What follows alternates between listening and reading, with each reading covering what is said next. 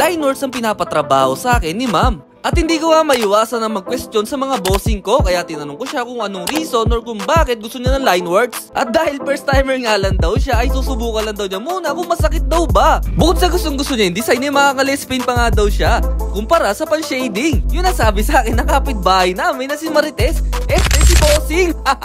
Actually ay parehas nga lang tong masakit, pero meron dito nangingibabaw o mas mataas sa level ng sakit o pain. Iniisip kasi ng iba na mas masakit nga yung pan-shading gawa ng kinakaskas nga yung balat. Tapos pagkalapad-lapad pa ng needle. Para sa akin ay mas masakit nga yung pan-lining dahil meron din akong tato sa katawan. Tsaka solid line niya ang trabahong to, kaya ramdam na ramdam mo yung linya sa balat kasi dahan-dahan lang ang hagod neto. Syempre hindi nga pare-parehas ang pain tolerance ng tao, kaya may kanya-kanya tayong opinion. Ayan ay base lamang sa aking experience. Sana ay nakatulong ako sa mga nagtatanong kung masakit nga ba magpatato. So ito na po yung outcome.